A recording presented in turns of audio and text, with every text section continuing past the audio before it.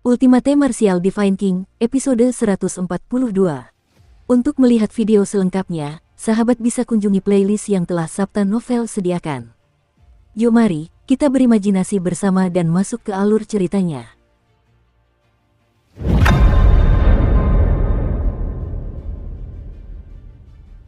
Berdengung, ketika Chu Hen menggunakan sisa tenaganya yang terakhir untuk menyatukan seluruh tenaganya ke dalam lonceng kuno di depannya, kelelahan dan kelemahan yang tak berujung segera memenuhi pikiran Chu Hen. Kesadarannya dengan cepat menjadi kabur, dan dia akan terbangun dari keadaan persepsinya pada detik berikutnya. Namun, pada saat inilah rune misterius terakhir di puncak lonceng raksasa itu tiba-tiba menyala. Bersamaan dengan bunyi lonceng yang merasuk ke dalam jiwa dan menyentuh hati, rune dan gulungan rahasia yang menutupi permukaan lonceng itu bagaikan puluhan ribu pilar petir yang saling bertautan dan berkelebat dengan liar.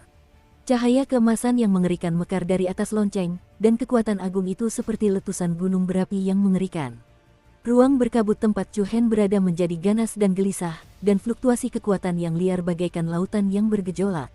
Tepat saat Chu Hen hendak jatuh, cahaya keemasan melonjak ke arah Chu Hen dari segala arah dan langsung menenggelamkannya. Pucat, suara merdu lonceng itu seakan melintasi gunung, sungai, dan lautan, melewati dunia yang bergejolak dan masuk ke telinga Chu Hen. Detik berikutnya, sebuah kekuatan yang luar biasa besar dan aneh berkumpul di antara alis Chu Hen. Kekuatan ini berbeda dari esensi esensial, tetapi tak dapat disangkal kuatnya. Saat ini, kondisi Chu Hen sangat aneh, seolah-olah ia melayang di udara, dikelilingi kabut tipis. Kesadarannya agak kabur, dan ia merasa sedikit pusing. Chu Hen hanya diam seperti ini, tidak ingin bergerak sama sekali, merasa lebih nyaman. Berdengung, setelah jangka waktu yang tidak diketahui, kesadaran Chu Hen mulai menjadi jelas. Namun, pada saat ini, indera ilahinya telah tiba di sebuah istana yang remang-remang. Lingkungan sekitarnya dipenuhi dengan ruang kacau tak terbatas, bagaikan sungai berbintang yang luas. Kemudian, sesuatu yang lebih menakjubkan terjadi. Sinar cahaya keemasan yang tak terhitung jumlahnya muncul di antara langit dan bumi, dan sinar cahaya keemasan yang pekat dengan cepat berkumpul di pusat dengan momentum 100 sungai yang mengalir ke laut. Ini, Chu Hen sangat terkejut saat merasakan pemandangan ini, dan sepertinya ada semacam kekuatan aneh yang melonjak dalam pikirannya. Apakah ini Istana Niwan milikku? Istana Niwan adalah tempat roh dan jiwa seseorang bersemayam. Detik berikutnya, cahaya keemasan yang tak berujung itu benar-benar mengembun menjadi titik cahaya terang. Titik cahaya itu bagaikan benih, terbungkus cahaya suci yang cemerlang. Tak lama kemudian, titik cahaya itu jatuh lurus ke bawah, bagaikan setetes air yang jatuh ke tanah dan seketika menyatu dengan kegelapan. Ini, sebelum Chu Hen sempat bingung, sesuatu yang lebih mengejutkan terjadi sedetik kemudian. Seberkas cahaya keemasan memancar dari tanah yang gelap. Setelah diamati lebih dekat, seberkas cahaya itu sebenarnya adalah tunas kecil. Fluktuasi energi samar muncul samar-samar di ruang ini. Tunas itu benar-benar mulai tumbuh dengan kecepatan yang terlihat oleh mata telanjang. Dalam sekejap mata, ia telah menumbuhkan 2 daun baru. Mereka adalah 2 daun emas yang dipenuhi aura kehidupan baru. Untaian kilau keemasan menyelimuti dedaunan, dan pada kedua daun muda itu, terpancar cahaya keperakan samar. Cahaya keperakan itu saling bertautan, dan menyatu menjadi rune-rune misterius. Benih Dao, 2 kata ini tanpa sadar muncul di benak Chu Hen. Di Istana Niwan, benih Dao, merasakan kekuatan yang terpancar dari tunas itu, yang berbeda dari spiritual aether, Chu Hen terkejut sekaligus senang. Dengan kata lain, itu adalah energi Reiki. Sekarang, dia adalah seorang master rune pemula. Kejutannya datang terlalu tiba-tiba. Di saat yang sama, Chu Hen diam-diam bahagia. Untungnya, ia telah mengertakkan gigi dan bertahan. Master rune, energi Reiki. Chu Hen sangat jelas mengenai status tinggi master rune di dinasti Bintang Suci. Berdengung-berdengung, tepat ketika Chu Hen sedang gembira, tunas kecil itu perlahan mengayunkan kedua daun mudanya. Bersamaan dengan fluktuasi energi yang aneh, beberapa rune berkilau dan tembus cahaya, seperti kaca, muncul perlahan. Pada saat yang sama, sejumlah besar energi mengalir ke tubuh Chu Hen. Alun-alun lonceng suci, 5 menara raksasa memancarkan aura agung bak gunung. Di puncak menara utama, lonceng roh ilusi bermekaran dengan cahaya suci yang menyelimuti platform pusat di bawahnya. Di atas panggung, Luo Mengcang dan Chu Hen tampak bermandikan cahaya suci. Hantu lonceng emas yang mereka ciptakan tidak berbeda dengan hantu aslinya. Ini benar-benar membuatku cemas. Kenapa belum juga berakhir? Siapa tahu, pada saat ini, emosi orang banyak di bawah panggung mulai menjadi sedikit gelisah. Para mentor dan murid jenius dari berbagai perguruan bela diri besar agak cemas. Mereka ingin berbalik dan pergi, tetapi mereka juga penasaran dengan kekuatan seperti apa yang dimiliki Luo Mengchang. Sebagai perbandingan, tidak banyak orang yang khawatir tentang Chu Hen. Pucat, tiba-tiba, suara bel yang nyaring dan jelas, disertai hembusan angin yang kuat, terdengar dari atas panggung. Hati semua orang bergetar karena kekuatan suara bel ini melampaui semua orang sebelumnya. Apa? Para mentor dan siswa yang hadir, termasuk dua orang jenius teratas, Wei Qingfan dan Shen Yunxi, semuanya mengungkapkan ekspresi hikmat. Mata mentor utama Akademi Bela Diri Kekaisaran, teratai merah berbinar, dan senyum tipis muncul di mata indahnya. Itu adik perempuan Mengchang, dia akhirnya akan bangun. Aku ingin tahu kekuatan macam apa yang dimilikinya. Di bawah tatapan beragam penonton, hantu lonceng emas yang diciptakan Luo Mengchang dipenuhi retakan halus.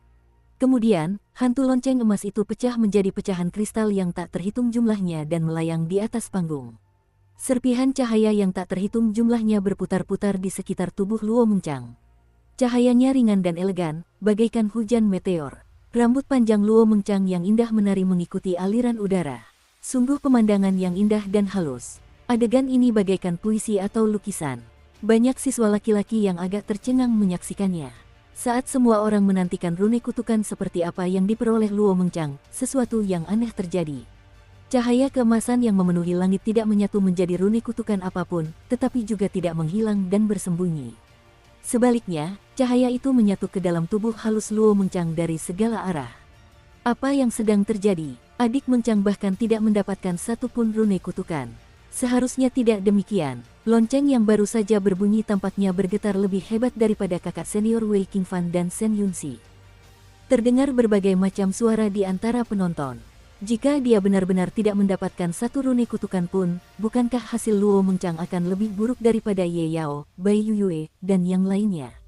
Akan tetapi, sementara semua orang berdiskusi, mereka tidak menyadari ekspresi terkejut di wajah orang-orang dari Saint Bell City.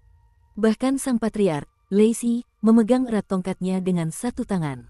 Wajah tuanya yang keriput tampak jelas dipenuhi rasa takjub. Gadis kecil ini luar biasa. Aura kuat itu kembali menyatu ke dalam tubuh Luo Mengchang. Ia membuka mata indahnya yang jernih dan penuh riak-riak bergerak. Hah, hanya aku dan dia yang tersisa. Luo Mengchang menatap Chu Hen yang belum bangun dengan sedikit terkejut. Kemudian, ia bangkit dan kembali ke penonton. Adik Mengchang, apa yang terjadi? Kekuatan apa yang kamu peroleh? Dukung terus channel YouTube Sabta Novel. Para siswa Akademi Bela Diri Kekaisaran bergegas mengepung mereka. Mata cerdas Luo Mengchang dipenuhi dengan sedikit kenakalan. Ia bertukar pandang dengan instruktur Hong Lian dan tersenyum, sebelum menjawab, rahasia. Rahasia. Melihat ekspresi misterius pihak lain, semua orang tidak dapat menahan perasaan bingung. Cek, apa yang kamu banggakan? Xin Wen dari Akademi Bela Diri Lingqi melirik Akademi Bela Diri Kekaisaran dengan sedih, lalu berkata dengan enteng, kalau kau tidak mendapatkan rune, ya sudahlah. Kenapa kau berpura-pura misterius? Di matanya, hanya ada satu orang yang luar biasa, dan itu adalah saudara laki-lakinya, Shen Yunxi. Ayo pergi, ayo pergi. Tidak ada yang bisa dilihat lagi, kata Sang Zei keras tanpa ragu. Benar, Ren Wei, Guo Shen, dan yang lainnya dari Provinsi Taifeng juga setuju. Apa yang terjadi selanjutnya hanya buang-buang waktu. Kita tidak perlu tinggal di sini lebih lama lagi.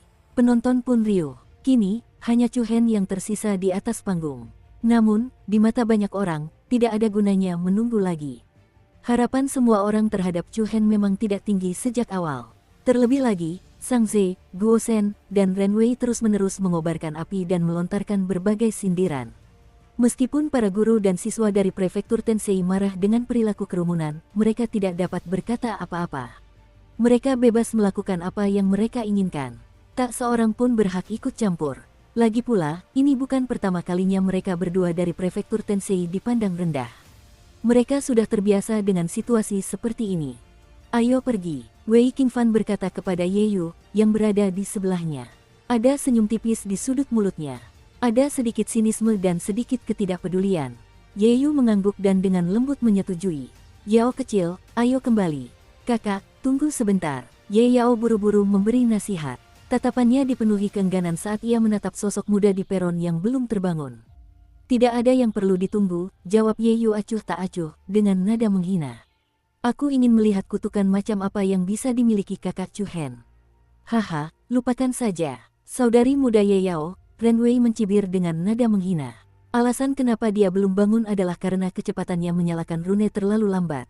Apa kau benar-benar berpikir dia mampu? Jangan bicara seperti itu tentang kakak Chu Hen. Ye Yao mengerutkan kening, wajahnya dipenuhi amarah. Ren Wei sama sekali tidak menganggapnya serius. Dia hanya orang biasa yang beruntung.